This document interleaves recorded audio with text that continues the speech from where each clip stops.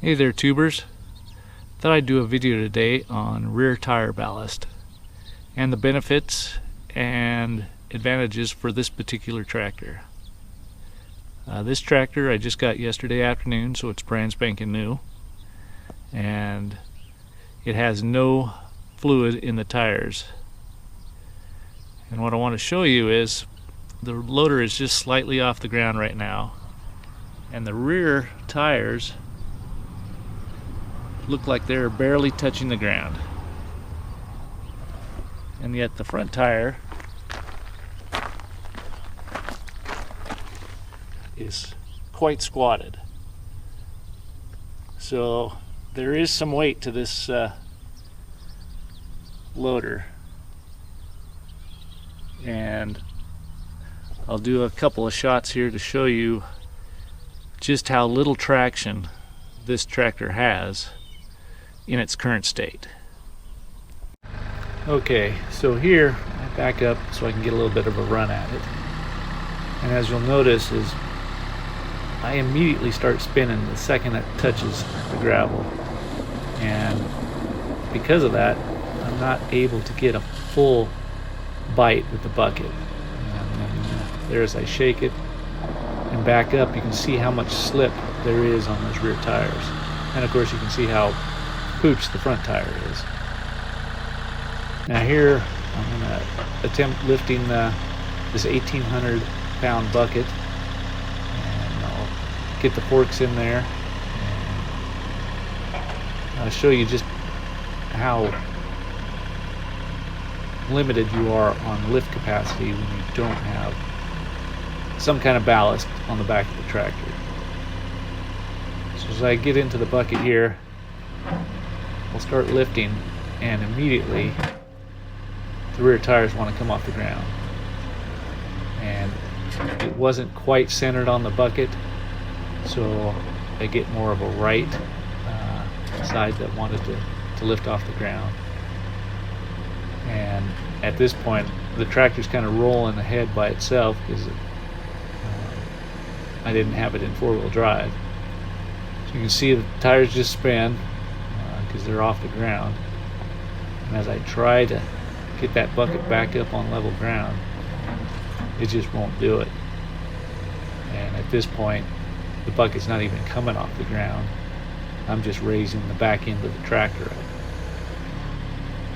So I finally got it to where it was kind of balanced, and show you that it would have just picked the tractor up as high as the loader would have let it.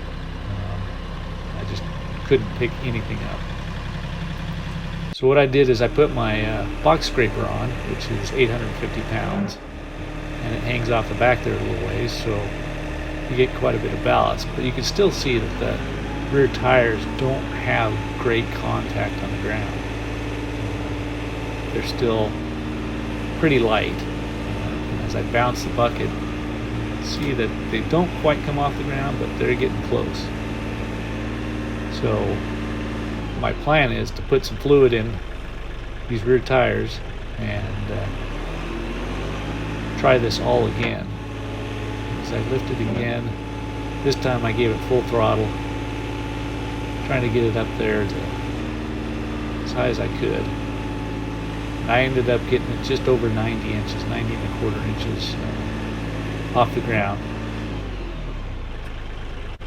And then with the gravel pile here again, I still get wheel slippage, but I'm able to still kind of grind forward, and I was able to get a full bite of the bucket.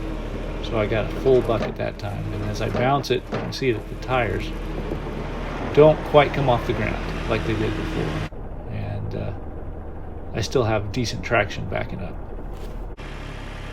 Okay, so now I put the box scraper on, see what that does for me. You can see that it might help a little bit on the bounce, but it doesn't really help on the traction. It doesn't bounce near as bad, but I still have quite a bit of slippage going forward. So now I've got ballast in the tires, and there's a lot of slippage still with the ballast in there, but the bounce is substantially better.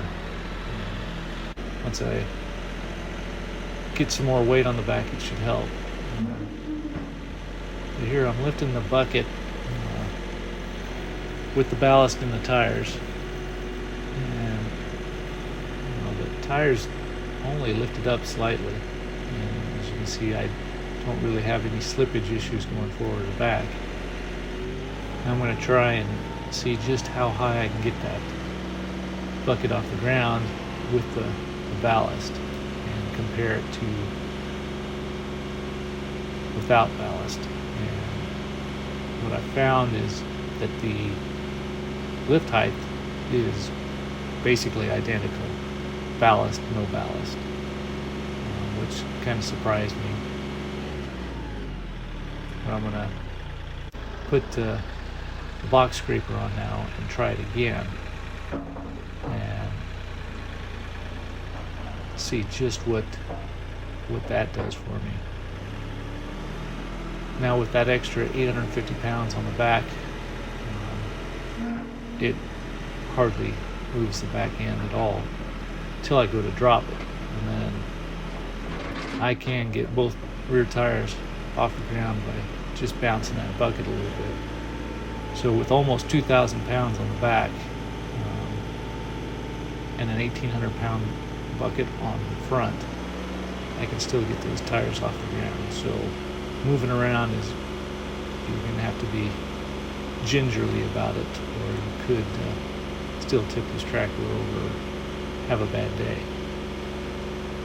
Now what I found with lifting it up with the box scraper on is it didn't lift it as high. It was about 2 inches shorter than it was with just the ballast on the rear tires, which surprised me again. But I'm not sure whether that's the hydraulics or straining a little bit to lift the box scraper and take some of the power away from the loader. I'm not really sure, but I could not get it to go up as high, which means that this tractor doesn't lift any more than what my old one did. And again, I'm kind of bouncing it to show you what that does.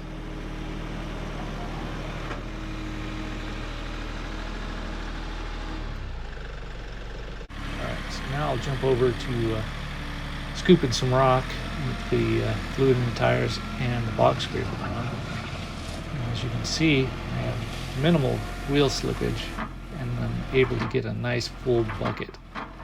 And the bounce is very minimal with both the ballast and the box scraper.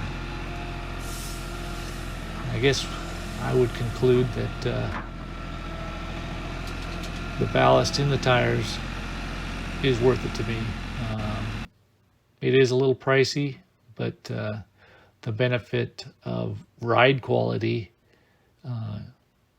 is probably the biggest factor for me. And then you do gain a little bit of stability when you do have a full bucket on or something heavy.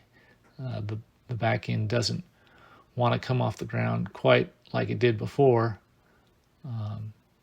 but you're not going to gain any additional lift capacity just from the measurements I took. And I think just the safety factor, it does help, but you're going to want additional weight on the back also with this tractor anyway. So if you have any questions or comments, leave them below. Otherwise, I'll talk to you later. Bye-bye.